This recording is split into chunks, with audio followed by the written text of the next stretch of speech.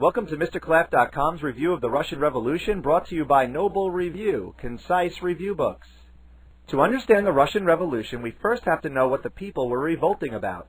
The last Tsar of Russia was Tsar Nicholas II, a Romanov with ties to Peter the Great. Although Nicholas industrialized Russia with projects such as the Trans-Siberian Railroad, he fell out of favor with the people. First, he was the Tsar when gigantic Russia lost the Russo-Japanese War to the much smaller island of Japan. Second, in 1905 there was an event called Bloody Sunday. The event was linked to worker dissatisfaction in the quickly industrializing country. Thousands protested for better working conditions in St. Petersburg, but the Tsar's Imperial Guard opened fire on these unarmed people. Many were killed. The backlash led to the creation of a Russian parliament called a Duma. But it did not wield much power, and the Tsar continued to rule with a tight grip.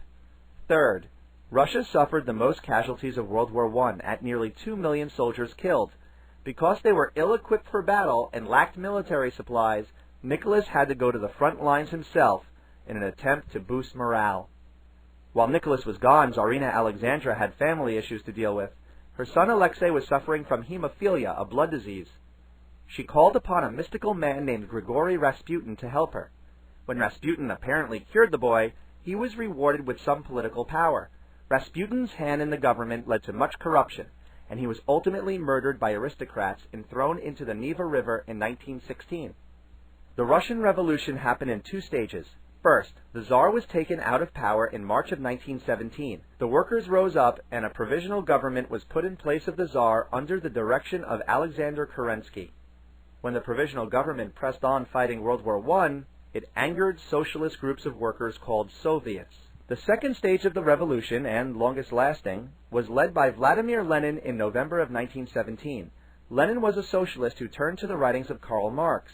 He led a group of revolutionaries called Bolsheviks, hence why the event is called the Bolshevik Revolution. Preaching that the Bolsheviks would bring peace, land, and bread to the Russian people, the provisional government was overthrown and the Bolshevik Party took power. To make sure that the Tsar never came back to the throne, Nicholas II's entire family was executed in 1918. In addition, the capital was moved from St. Petersburg to Moscow. To deliver on their promise of peace, the Bolsheviks dropped out of World War I with the Treaty of Brest-Litovsk. They gave up some western land in the treaty. To deliver land and bread, Lenin began to divide up all farms and factories amongst the people. This upset the wealthy Russians known as kulaks. What followed was the Russian Civil War from 1918 to 1921. The Bolshevik Red Army, led by Leon Trotsky, took on the anti-Bolshevik White Army. Between the fighting, famine, and disease, more Russians were killed in this war than in World War I. Estimates range from 10 to 15 million. The Red Army won the war, and the Bolsheviks continued to rule Russia. After the war, Lenin set up NEP, or the New Economic Policy. It permitted some capitalism, but the government remained in control of production in the factory system. The Bolshevik Party changed its name to the Communist Party. Communism was a system discussed by Karl Marx where a government provides for a classless society and the workers share the means of production. Communism became a dictatorship under Lenin, and it grew stronger in later years under Joseph Stalin.